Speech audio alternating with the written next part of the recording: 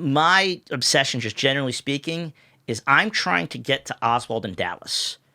So no matter what happens, my argument is, whether you think he was a complete patsy or he was told to go shoot John Kennedy alone if there's a conspiracy, whoever's involved has to be able to manipulate and influence his actions in Dallas in those weeks before, or he's going to have a foolproof, ironclad alibi potentially when you're trying to set him up for the assassination. In other words, you have to know where he's going to be on that day. He could call out sick. You have to know he's going to be in the building. He can't be around witnesses, right? Even if he's not on the 6th floor with the gun, and he might have been, you have to be able to influence his actions as part of a conspiracy. So to me, the number one thing that is left to do in the Kennedy assassination lore is to find who in Dallas was in that position, because we could get him to Mexico City. We could go to New Orleans, but that's still 2 months before and 3 months before, which is why with Bonano, the other family that I'm very interested in, the other organized crime group, is the actual group in Dallas, for which there's an interesting story. But I got into this one particular, I got into Oswald's map. This is the very first thing. Oswald had a map where he circled buildings in Dallas, right? Because I'm trying to figure out. Do we know that it was him who had this map? Like he actually had it? Well, it gets a little bit controversial. He definitely had it, but there's another guy who knew him by the name of Michael Payne, who claims that he circled some of the places on the map. And again, rabbit hole, Michael Payne becomes a very interesting person because Michael Payne is almost, and I don't want to, go out and just say he's giving the government what they want all the time. But virtually anytime there's something super suspicious, Michael Payne will show up on the scene and say something. Oh, no, that was me. That was my camera. No, they looked in my sea bag. Those were my pictures, right? So in this case, I'm suspicious because he wasn't even certain himself. And so what are the buildings that are circled? One of them is a auto shop called Moore Chevrolet. And the great thing about the documents nowadays that have been released as part of that records review board is they've been scanned and OCR'd so you can digitally search them.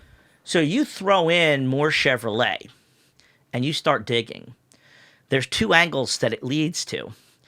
One of them is to a gentleman by the name of Charles Waters, who you will find virtually nothing on if you read books and stuff on the Kennedy assassination.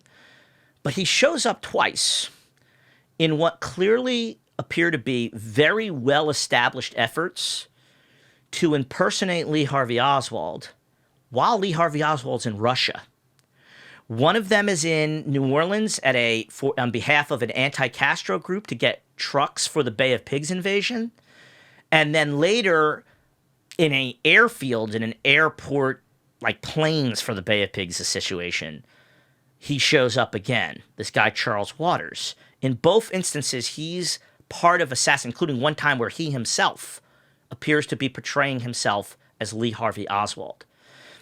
So Oswald circled Moore Chevrolet on a map, and I find out that a guy that when I digging is credibly involved in two impersonations of Oswald in 1961 worked there.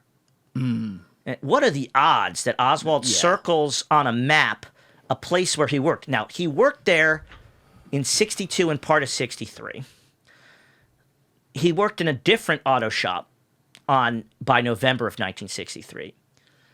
If you follow where Oswald went after John F. Kennedy gets killed, he takes a bus and a cab, and he winds up, he doesn't park directly at his rooming house.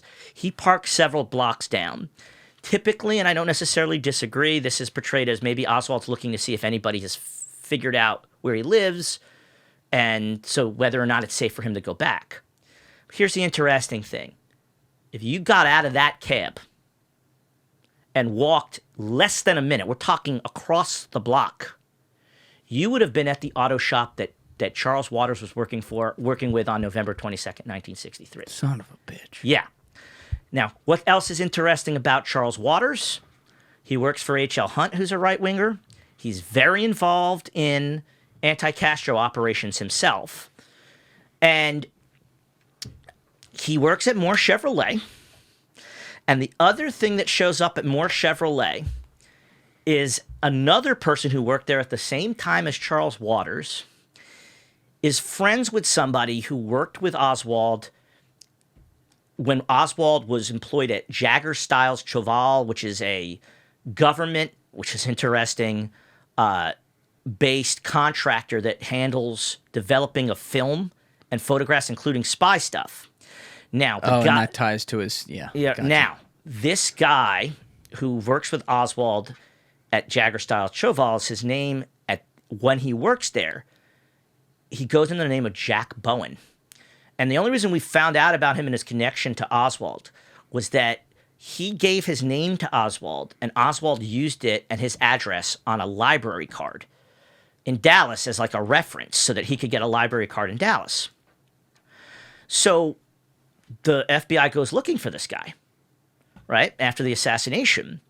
Turns out that Jack Bowen wasn't Jack Bowen. Jack Bowen is actually a career criminal by the name of Jack Caesar Rossi, who had left town not long after he had engaged Oswald. One of the places that Jack Bowen had stayed in the 1960s was at Joe Bonano's ranch. Son of a bitch. Yeah. And he knew another guy by the name of Pete Licavoli. So wait, he's staying at Joe. But now this is long before Joe gets banished out to that ranch. So this is when he just owns it out there. Correct. He's not living there. So is he staying? Do you know if he stayed there when Joe was there? Yes, but and it's presented as like minor stuff, like he's just walking through town. He's a ranch hand. Here's the interesting thing, though. For whatever, I guess people who are career criminals like to go to the library because this guy decided to. He was asked, like, where is your library card? And he says, oh, I left it with my friend in Dallas. That's the friend who works at Moore Chevrolet. So put this together for a second. If Oswald walks into Moore Chevrolet looking for someone like Charles Waters, how would he confirm that he's not some, government agent or spy? It's tradecraft, right? He has Jack Bowen's endorsed library card. The guy who works there has Jack Bowen's actual library card. I'll take you to see, and then this is speculation, I'll take you to see Charles Waters. Now, Charles Waters becomes incredibly interesting because he spends his life, and we're talking like it's the fundamental part of his identity, as much as being a podcaster is part of yours. His life talking about his time spent in the Marines, in the military. I've had 3 or 4 people, and we're talking, this is a 30-year thing. Like, if this is fake Valor, right, it's the most lengthy one I've ever seen, because he's like the guy who runs your VA, right? Like, when he died, his whole obit was about his time spent in the military. This is all about that, right? I've had 2 or 3 people try and find any record of him being in the military, and nobody can find any. Now, could that be an after-the-fact scrubbing? It absolutely could be. Yeah. And that's where I think it's probably not fake Valor. I think more and more, I think it's legitimate. Now, look, there are some people, this, with pathological lying and stuff like that. They actually do believe their lies after a while, and they can hold on to it. But that would be awfully coincidental to have a guy like that with that type of claim in the middle of this particular. And he never mentions anything about his past in New Orleans and Dallas in any of these stories about him later on in his life, when it's pretty clear he's impersonating Oswald. And again, the weird thing is he's impersonating Oswald when Oswald's in the Soviet Union. Yes. And I don't believe that's because they had a 2-year plan to assassinate John Kennedy. I think it's because, and again, this puts me on the outs with folks because that's a less sinister motive. I believe it's because when Oswald was in New Orleans, he worked for somebody who was, as like a teenager, he worked for a company called Tuhagways. And the guy who ran Tuhagways was like a real hardcore anti-Castro exile who's part of these groups that come later, including the one that Waters is a part of. And I think legitimately, if Oswald goes to the Soviet Union, this guy who knows Waters or would have likely known Waters feels like he's a freaking scumbag. Like, I gave you a job, you little communist bastard, right? And you go to the Soviet Union. I think he probably said, you know what? Run this guy's name into the ground if you can. Let's as almost like a joke. Let's use Lee Harvey Oswald, this punk who I employed. I don't think it's because of any intelligence operation 2 years before Kennedy is assassinated that explicitly wants to use Oswald to set him up. But Waters and his connection to Moore Chevrolet and the connection of Moore Chevrolet to this guy Bowen and Bowen to Bonano and Licavoli Licavoli eventually lives on Bonano's ranch. Who was Licavoli again? Licavoli is like the Detroit upper, like, the Rust Belt godfather. Okay. Right? So he's Detroit focused, but I think he goes into Cleveland. I think he goes into Ohio, Illinois a little bit. Mostly that's Giancana. And so I think that absolutely is an angle that's never been explored. And again, it gets you to people who were in Dallas. Now, I have no direct information that Oswald ever interacted with Charles Waters. All I have is this weird coincidence that he's working at places that are right near where Oswald, even if you think that the drop-off point is a complete coincidence, the actual place is like a walking 2 minutes to Oswald's actual rooming house. Thank you for watching the video, guys. Please hit that subscribe button and check out this clip's full podcast episode by clicking here or in the description below.